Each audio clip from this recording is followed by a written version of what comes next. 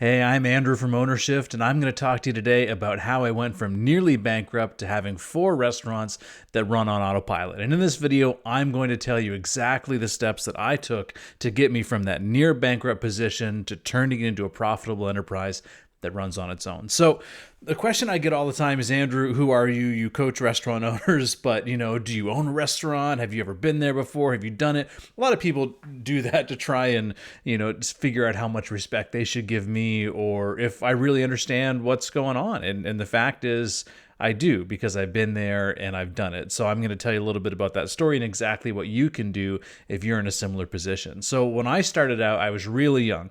I was 20 years old, and the only way I was able to purchase my first small restaurant was by getting a bank loan. So I went to the bank, and the bank is like, there's no way we're giving this loan to a 20-year-old kid. I was in university at the time. I kind of realized that the program I was studying in, I wasn't sure if I was going to get a job in my field. So, I thought about going into business. And so what happened was my dad actually co-signed the loan. So if I went under, he would lose his house. Now, what ended up happening is, anytime you're purchasing a restaurant, when you're young, you don't really know anything, you can get screwed over a little bit. So part of what happened for me is that the finances that I was given, basically they weren't accurate. And I didn't know to look for tax returns from the previous years, like you should do, to verify all of the data.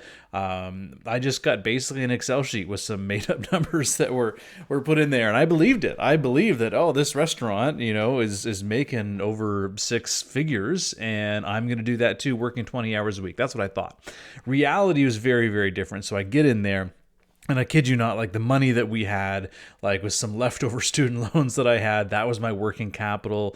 We didn't really have a lot of funds to go on. And so I got in there and I realized pretty quickly within a couple months, we were almost bankrupt. We were in overdraft very, very quickly. I had a $10,000 overdraft on my bank account, and I was there for years. And literally within 3 months, I realized that, okay, I need to do something drastic to really help change the situation. Otherwise, we're not going to make it. And if I don't make it, my dad is going to lose his house. And that was a lot of weight to put on my shoulders. So, that I put on my shoulders. Let me clarify that. So basically what I did is we had to go through cutting some hours. I basically started working 80, 100 hours a week. I was still in school part-time at that time as well. So basically what happened was I would work from 10 a.m. and I would work until 7 p.m. at night. Then I would have someone come in and replace me at 7 p.m. and I would go to class. I would run to campus, from 7 to 10. And then I would work from 10 p.m. until 3 a.m. after that. Then I would go home, get a few hours sleep, and come back and do the same thing again. Now I did this for 2 years. And the reason I know that I did this for 2 years was that in that very first year of business, I closed on Christmas Day, and I worked every day after that. And the following year, I didn't close on Christmas. I actually worked Christmas Day myself because we needed every dollar of revenue we could possibly get. And so after that, I still worked the whole next year, and then I took Christmas off again. So that's how I know that I worked 2 full years. It was 80 to 100 hours a week. I don't recommend it. We were open till 3 a.m. I remember putting on about 100, 150 pounds during that time. My blood pressure was skyrocketing. I remember the doctor recommending I take the same blood pressure meds that my grandparents take. So that wasn't something I was going to do. So anyway, over the time that I worked on a few key things. Now, this is what you can do if you're in a place where you're not making enough money in your business. So number one, I had to make sure I controlled my costs. So because I was working so much, my labor costs were low, but my food costs were sky high. So that usually has to do with either pricing or portioning or things like that. So I made sure that I watched those numbers like a hawk. I knew what I needed to be for my numbers, and I tracked them religiously. Daily, weekly, monthly. There was no expense that was coming in that I wasn't watching. I looked at every transaction in my bank account. I made sure that nothing escaped my view, right? If I didn't absolutely need it or it wasn't making me more money, I didn't spend money on it. And I went through this period for years of this. Now, granted, also during that time, it was a situation where I actually got eviction notices at the apartment I was renting. If I was a month late on rent, if I didn't get it by this certain date, I was out. I remember calling my dad up and saying, "Hey, Dad, I don't have enough money for payroll. Like, can you loan me some money until I can then go and get my weekend cash deposits in after the weekend? So then we'll have enough money to do it. But I need to pay people." And so, like, this was my life for years. And a lot of people that look at me now don't understand that I went through this, but I did, and I lived it. And the part that I don't talk about a lot, but I'll share briefly with you, is that there was a really, really dark moment for me when I was driving home after one of these 3 a.m. shifts. And I'm driving along and thinking to myself that it would be better if I just let go of the wheel. So I was crossing this bridge, and I remember having this thought come into my mind. And the reason I'm sharing this is because I thought this was my only way out. I thought that, okay, there's life insurance on the business loan. So, my dad wouldn't lose his house. My employees could find other jobs. And this is something that was a real possibility for me at that time. And so what I want to tell you is that if you are in that place, there are other ways to go about this. And so I don't want anyone to feel like I felt in that moment. And the reason I do what I do today is because I don't want anyone to have to go through the same things that I went through. So it was a really dark time in my life where I was unhappy with everything. My business wasn't performing. My self-esteem was through the floor.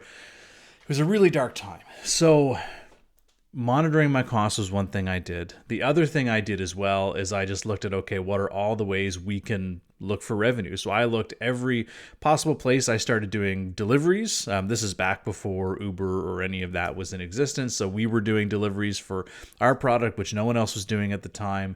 I was finding ways to go out and do school lunches or to up my catering business. So these are all things that I did. And over the few years in that business, about 3 years, it took me to triple our sales.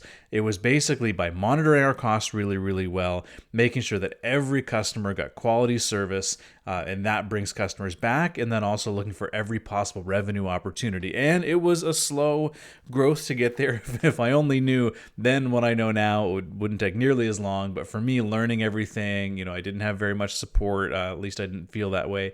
And so I had to do a lot of things myself. So I figured all of that out, and eventually we got to the place where we finally had the cash, we had money. I was able to pay off of my back taxes, which was a pain.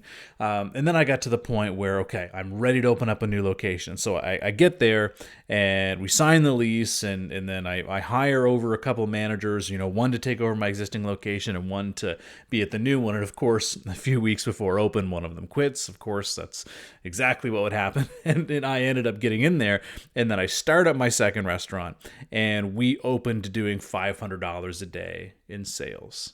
And so this is just flashbacks from when I was doing like $500 a day in sales at my last place. I just worked 3 years of like 100-hour weeks just trying to get out of. And I just remember sitting there on opening day and being like, I can't do this anymore. Like, I'm basically like rocking back and forth. And anyway, so over time, that location has now turned to be my best location, which, again, I ran the same playbook, doing the exact same things. It took a little bit of time, but then I moved on to a third location the following year. We were able to turn things around, and then basically we opened up a fourth one in 2018. So as I was growing here, I got to the 3 location mark, and I wanted to share this with you because most people think, oh, if I just have more locations, it'll be the answer. Like, I'll have more money. And I will tell you that 2 unprofitable locations don't make a profitable one. So just so you know, before you ever expand, make sure that you actually have a really successful location that runs on its own, because then having 2 will just bring more stress and will actually take longer to fix than if you just fix your one, because you can allocate all of your effort there. So the reason I'm saying this is because as I went to multiple locations, one of the things that happened is I got to 3, and I realized that we weren't making the type of money we wanted. Our sales weren't as high as we wanted, and I couldn't even get out of the city limits. I wanted to go and visit some family. I wanted to go and take a weekend away. I couldn't even get out of the city limits. So they'll call me like, Andrew, somebody called in sick. Oh, hey, our POS isn't working. Oh, hey, we ran out of lettuce or something. Like, you know what I mean? Like, we just got all of this stuff all of the time. And I just realized that I couldn't have the life I wanted with the business I had. So I either had to get better or I had to get out. And so at that point, I decided I needed to get better. And so what I did is we went back and we rewrote the playbook for how we did operations, for how we did hiring, for how we did finance and marketing and everything you can imagine. We went back and said, okay, how can I make this work for multiple units? Because I know how to make it work for one, but I don't know how to make it work for multiple. And there was a level of leadership that I needed to grow into as a leader to be able to manage managers, because it's a very different thing. And so as I scaled up, we went back, rewrote everything, and then put it into practice. And sure enough, things turned around. That's when we started making more money. That's when our sales started going up. Things were running better than they ever were before. And it was at this point, the franchise that I was a part of, they came up to me and said, hey, how come your restaurants are running better than our franchisee run locations? You've got a bunch of 23-year-olds that are running your restaurant. And so that's when I said, well, hey, here's what I'm doing. I handed them the playbook of everything I had developed. And they were like, hey, so can you come train our corporate team for our corporate stores? And then, hey, can you train a batch of franchisees? And so this was the point where I realized that there was more people out there that needed help. And so there's restaurants all over the US and Canada and the UK and everywhere that need help, because most people are trying to figure out the same things themselves as if it's never been done before. But I did that. I figured it out. And so my mission with Ownershift and what I do now is that no one will have to go through the same things that I went through, because I've been there. I lived it. It fucking sucks. Like, I don't want you to have to do that. So here I am today. I spend about 5 hours a week on the 4 locations that I still have. And then the rest of my time is focused on helping other restaurant owners. So this is where most of my focus is. I wake up every day passionate to try and help other people, because I've been there and I've struggled through it. I don't want anyone else to have to. So if you're in those shoes right now, a couple of things I want you to know. Number one, it is not over.